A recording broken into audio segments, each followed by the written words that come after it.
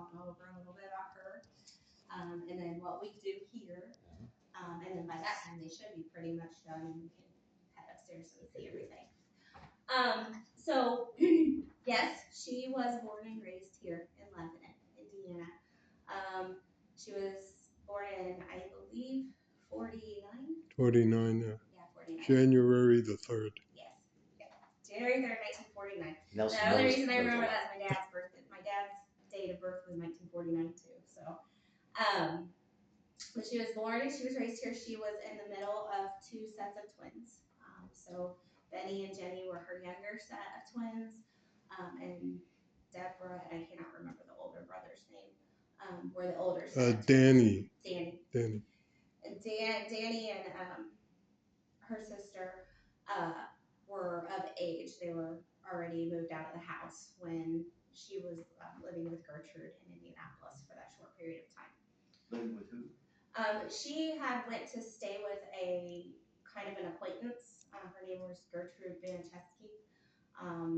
They had met through church and things. Her mom was living in Indianapolis at the time, and her mom and dad decided to go back to work on the carnival circuit. They sold food.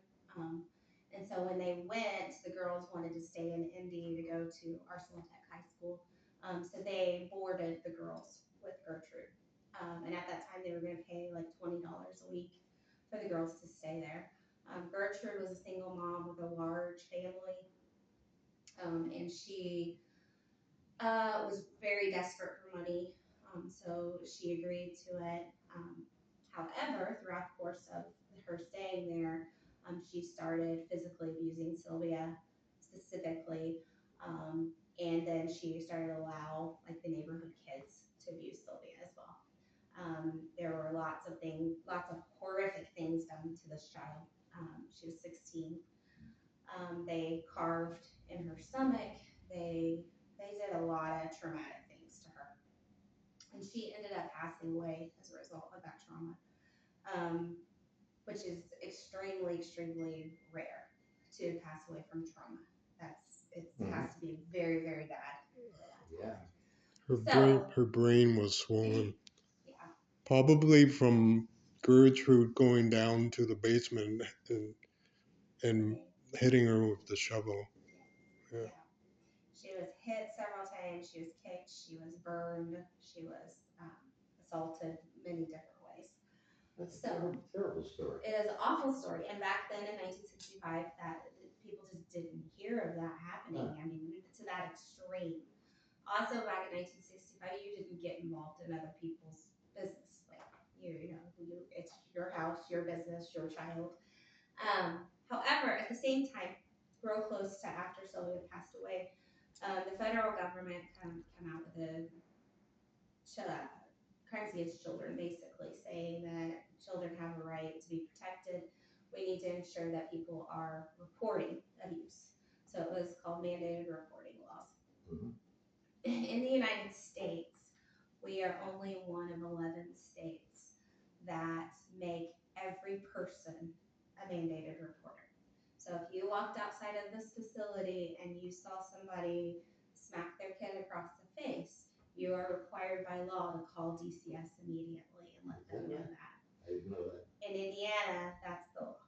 Most other states, that is not the law. Would that be like a 211 or As you can call 211, but you actually need to call Just call the 911. department. Yeah, it's called 911. We also have a Department of Child Services hotline that you can call to report anything that you feel like. If you feel like a kid is being really neglected, you see them and they look really emaciated, then you can call that in too and say, I'm just really concerned. That can be completely anonymous. You don't have to leave your name or anything. But they would make the number very easy too. It's 1-800-800-5556. So that's all you got to remember. And you can call it in, and then they will come and assess the situation and find out what's going on. The neatest part about all of that is, like I said, we are only one of about 11 states that do this. Most states, it is a professional. So if you're a teacher or you're a doctor or you have some contact with a child, you're a professional, then yes, you are mandated to report child abuse. However, if you're the next door neighbor waiver, you are not. Oh, really? Yeah, most states, that's how it is. The reason Indiana decided to be an all-person mandated reporter is Sylvia. When they were making this decision in the legislature, they got some information and some testimony from the detectives that were on the scene, from the people that worked her case. And they said, this was the most horrific thing they'd ever seen in their lives. They were extremely traumatized by this crime scene.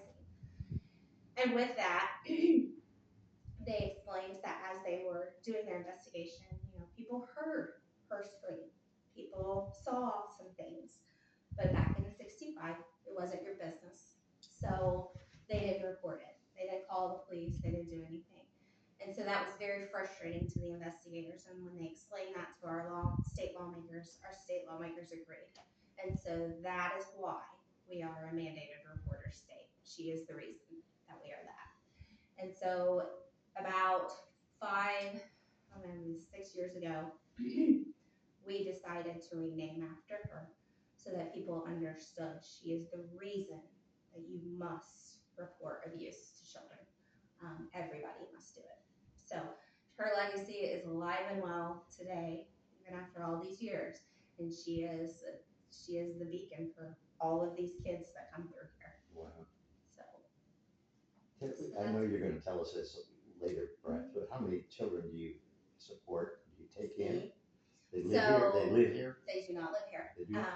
We see about 180 kids a year. Wow. What happens here is when one of those reports go into the Department of Child Services and they say a child has been sexually assaulted or has been extremely physically abused, the Department of Child Services will call us and ask us to interview the child. Which is what's going on right now. The reason that we interview, as opposed to police officers or Department of Child Services, is we want to stop all this trauma. This child has been through a lot of stuff.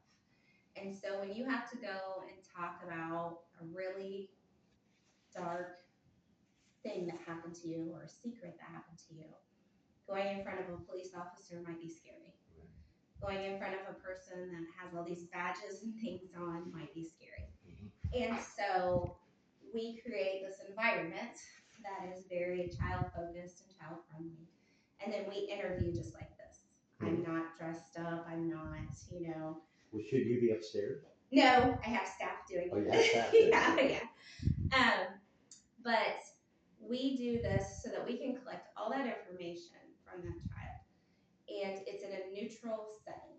So we don't work for like a prosecutor. We don't work for law enforcement. We don't work for the Department of Child Services. We are our own entity, 501c3 nonprofit over here.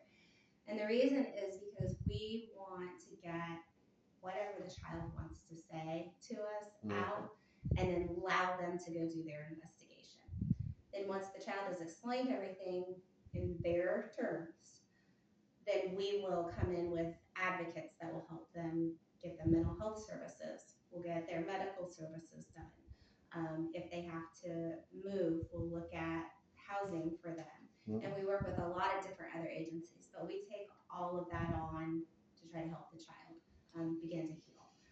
My team that we work with, law enforcement and prosecutors, they will then take this up, investigate. If they find that there was a crime committed, they will arrest the person. They will do all the court things, and then we help prepare the child for court if they have to go in and testify against the person. Yeah. Our advocates are with the child every step of the way. So most of the time these cases take around a year before they get into court. So from the time they come here, it'll be another year before we go to court. So who are the advocates? Amber's one of the advocates. Amber